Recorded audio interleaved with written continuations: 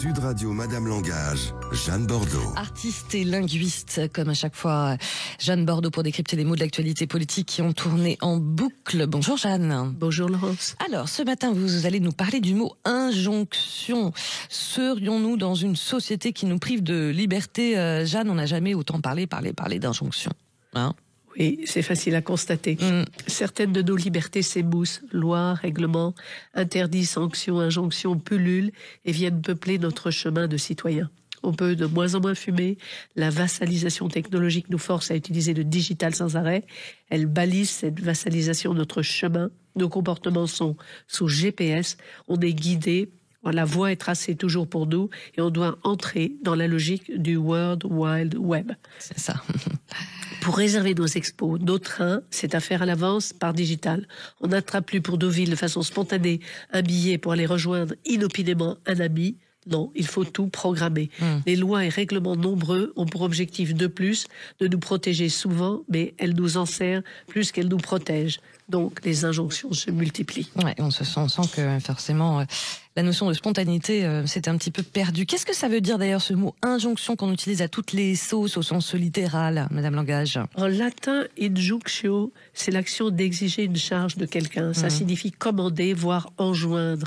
C'est un mot un peu rude. Il signifie qu'on doit obéir et assez souvent sur le champ. Il a d'ailleurs au départ un sens juridique. Un sens juridique. Quel synonyme d'ailleurs vous pourriez nous donner pour nous éclairer? Oh, peut-être interpellation, sommation, ultimatum. C'est quand même un mot lié à l'obéissance et assez souvent à l'immédiateté. Bah oui, mais forcément. Quel type d'injonction la société porte-t-elle, Madame Langage? C'est intéressant. Oui. Les injonctions sont d'abord juridiques. Souvent, elles comportent des contraintes. Elles font parfois même intervenir un juge pour obliger votre adversaire à s'exécuter, mais il existe désormais bien des injonctions sociales et sociétales sournoises et cachées. Chacun de nous est influencé par son époque. Par exemple, il faut faire jeune, il faut être mince, il faut être consensuel. On se dit libéré, mais une vraie hypocrisie sociale subsiste. Au sens figuré, il y a des normes, on doit entrer dans le moule et il y a des codes induits à respecter. Alors on se force à des comportements car cela se fait. Et ce que l'on voudrait faire pour se sentir libre, on s'interdit des choses parce que cela ne se fait pas. Voyez, on n'a jamais autant invoqué l'authenticité, alors qu'une hypocrisie sociale subtile nous plombe. Par exemple, chacun d'entre nous doit s'annoncer solidaire et inclusif. Ce sont des dictats, parce que avant cela, bien des personnes étaient tout simplement charitables. Oui, c'est ça. Comme quoi les mots sont vraiment le reflet de tout. Pourquoi d'ailleurs on entend autant parler d'injonctions qui sont à la fois contradictoires ou paradoxales, Jeanne? Oui, alors les injonctions auxquelles on peut obéir sans obéir, ça c'est des injonctions contradictoires. Ouais. C'est cette idée de la double contrainte. Elle a d'ailleurs été étudiée et lancée par un des grands experts de l'école de Palo Alto en Californie, qui est Gregory Bateson. Ainsi, on vous demande d'être naturel, mais immédiatement vous ne l'êtes plus puisque vous venez de prendre conscience que vous deviez être naturel.